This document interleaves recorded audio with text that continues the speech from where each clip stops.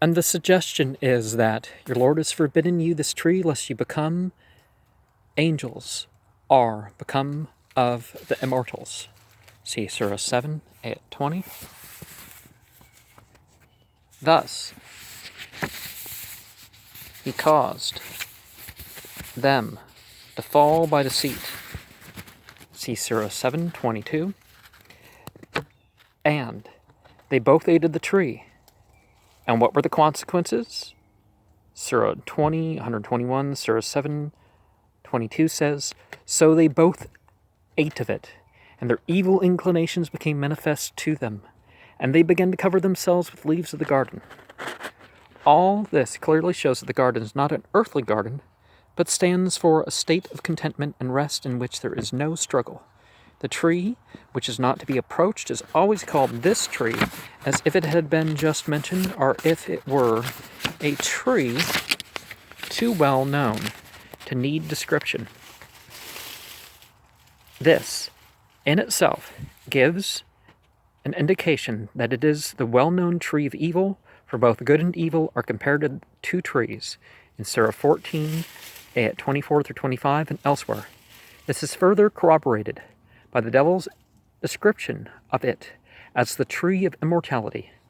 See Surah 20, 820, by which he deceived man, humanity. See Surah 7:22, showing that it is really the tree which brings death, i.e. the tree of evil. Another clue is the nature of the tree afforded by Surah 7:22 and 121, where the result of the eating of this tree is pointed out.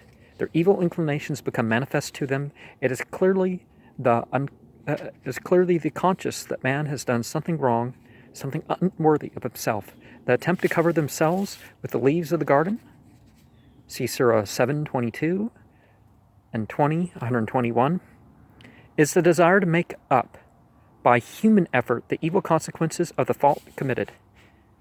In fact, all of this is placed beyond all doubt when the Quran goes on to speak immediately afterward of two kinds of clothing: the external clothing to cover your shame and clothing for beauty, and the spiritual clothing that guards against evil, that is the best. See Surah 7, Ayat 26. In the same strain, it goes on to generalize, "O children of Adam, let not the devil seduce you, as he expelled your parents from the garden, pulling off from them their clothing, that he might show them their shame. He surely sees you, he as well as his host, from whence you see them not. Surely we have made the devils to be the friends of those who believe not." And all that was, "O children of Adam," to not is 7:27. The very next verse then speaks of the indecencies committed by the unbelievers, and thus it becomes too clear to need further comment that it is the tree of evil that the Holy Quran speaks of as this tree. And when this is established, the conclusion is evident that the garden spoken of is a spiritual garden of contentment. As already pointed out, its description as a garden where man feels no hunger, see Surah 20, 818, and at the same time eats from it a plenteous food, see Surah 2, 835, leads to the same conclusion. That is, the Quran is here speaking allegorically of spiritual truths, is also clear from 20, 124. "And whoever turns away from my reminder, for him is surely a straitened life, and we shall raise him up blind on the day of resurrection." The straitened life here clearly indicates the life spiritual, as a result of prompting man to evil. The devil, the inciter of the lower passions in man, is expelled from the garden forever. See from Surah 38, Ayat 77 and 78, and 15, 34 and 35. "Go forth from hence. Surely thou art driven away, and surely my curse is on thee to the day of judgment."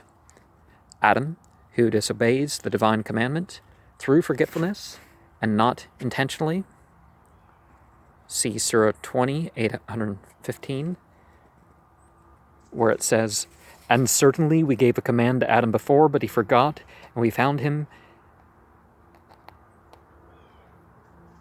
with no resolve to disobey," is also expelled from the garden, but only after a while, to carry on a struggle with the devil that is his enemy.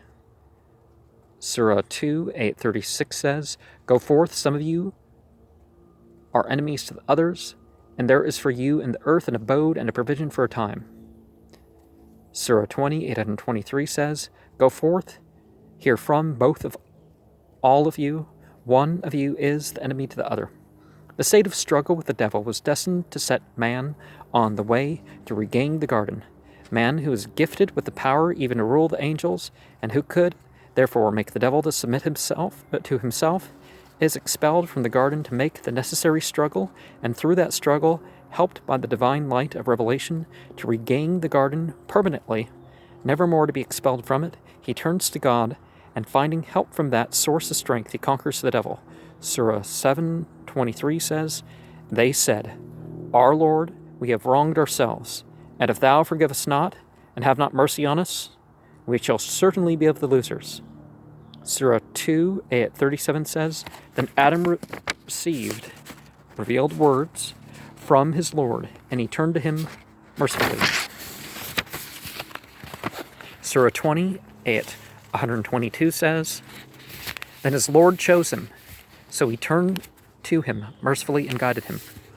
If this is true of Adam in particular, it is also true of man generally. Communion with the divine being is obtained through his revelation, brings man to a state in which the devil is forever subdued, the state in which he has no more fear of the devil, nor does he commit evil, so that he should grieve over it. Surah 2, 38 says, "Surely there will come to you a guidance from me, and whoever follows my guidance, no fear shall come upon them, nor shall they grieve." Surah 20, 823 says, "So there will surely come to you guidance from me, then whoever follows my guidance, he will not go astray, nor be unhappy." Surah 20, 823, "Anyone who considers carefully the details of this story, its manifestly allegorical nature, and the great purpose underlying it, that every man must carry on a struggle with his passion until he acquires the mastery over them, cannot for an instant entertain the idea that the Holy Quran is in any way indebted to the Bible, for the story of Adam it unfolds a lesson which finds no place in the Bible, the greatest of all spiritual lessons, how to conquer evil, how to subdue the animal passions, to be able to rise to great spiritual heights for which man is created." Enoch. Among Adam's descendants, Enoch is mentioned in the Holy Quran under the name of Idris twice, Surah 19, 56, 57, 21, 85. On the first of these occasions, it is stated, 1956 and 57, "And mention Idris in the book. Surely he was a truthful man, a prophet, and we raised him to an elevated state."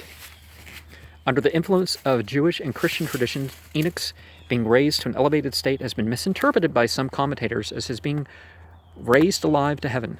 According to the Bible, Enoch walked with God, and he was not, for God took him. That's what Genesis 5:24 says. And God took him perhaps meant no more than he died. But tradition took a different view, and under the influence of that tradition, Paul wrote in Hebrews 11:5, "By faith Enoch was translated that he should not see death, and was not found because God had translated him." Reliable commentators of the Holy Quran, however, rejected the Christian tradition, have held that the Rafa of Idris, or his being raised to an elevated state, only signifies his exaltation in rank, and not his bodily translation to upper regions, which according to one commentator does not carry the least importance. Use of this word Raf about Jesus Christ led to a similar misunderstanding. And there's secondary traditions, but it doesn't actually say in the Quran that these people are like floating around the sky and all that. And there's also Egyptian legends that kind of place it before. Perhaps Idris is the older. What's the Egyptian? I don't remember anything about the Egyptian story, but it kind of relates that 10,500 BCE talk and how this prophet had more books than anybody else. And